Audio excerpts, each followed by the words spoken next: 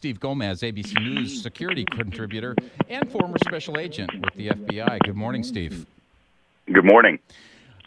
James Field is facing second-degree murder charges. Those are state charges, but he is also facing potential charges from the Department of Justice. Yes, he is. They are conducting what appears to be an investigation looking into whether this was an act of domestic terrorism, very similar to what we've seen with international terrorism sympathizers, Al-Qaeda, ISIS. So they're going to be conducting that kind of investigation. And it could broaden out because he may have been part of a conspiracy where other people said, go ahead and ram that car into that group, which led to the fatality. Give our listeners, for maybe those that don't understand, what type of charges, the civil rights charges, these are additional criminal charges. Yes. These would be additional criminal charges. So you have the state charge of second-degree murder, and there may be some other ancillary charges that go along with that on the state side. That's what he's being held on right now.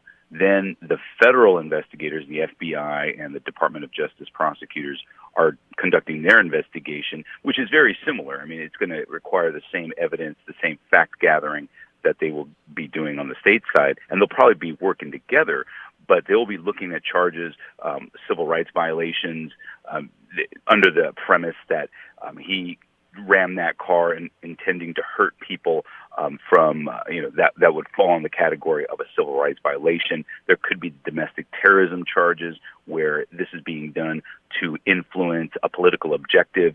In this case, there was the contesting of the statue, Robert E. Lee, and they'll have to look at his profile and his background to determine what was his political objective. The terrorism charges, that's something we usually look to folks from overseas or kind of the war on terror, more of a radical Islamist agenda.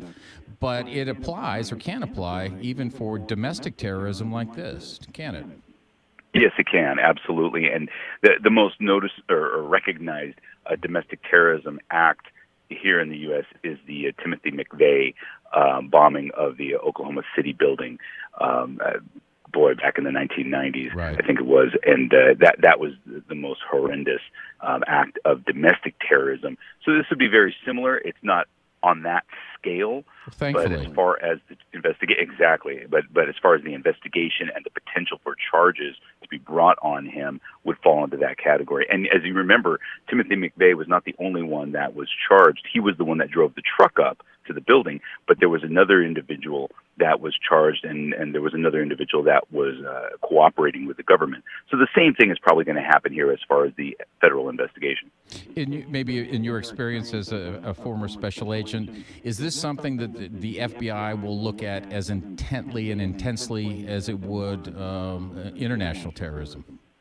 Absolutely, and they do. I can tell you, I've commanded the counterterrorism division in L.A., in St. Louis, and this kind of investigation is being conducted by agents that are proficient in the terrorism arena as far as what is being done by these suspects, as far as creating fear, intimidation, with regards to influencing the political process. And that's their goal. That's the difference between, say, a gang member that's out committing a crime, drive-by shooting, or just somebody committing a random murder act of violence. These people, whether it's international ISIS or domestic, somebody from a white supremacist group, they are trying to alter the political process because they don't believe in what these people, in this case, the people taking down the statue, that what they're doing is correct and proper in their minds. And that's where that whole terrorism aspect comes in. About 30 seconds, Steve. How long does an investigation like this typically take to be completed? Well, we've got a lot of information and evidence that's very straightforward because he clearly was in the car rammed the other cars, and there were injuries.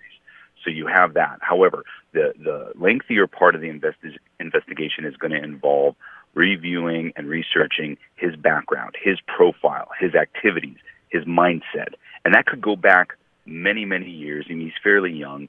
So we're talking about maybe there'll be a lot of interviews involving people he went to high school with, trying to understand what his mentality is. I think a lot of that reporting has already come out that he had a mindset that was aligned with white supremacists, neo-Nazis, and that's a big concern. So they're going to try to understand that. And then who was he communicating with as far as going to the protest? Was there a plan to commit some type of violent act like this? And if there was, who else was involved and so on? Is there a bigger conspiracy? And if there is, then there may be some other charges. Who knows? We'll have to see how that goes. Very good. Steve Gomez, ABC News security coordinator, contributor, and former special agent for the FBI. Thank you very much. No, thank you. It is 7.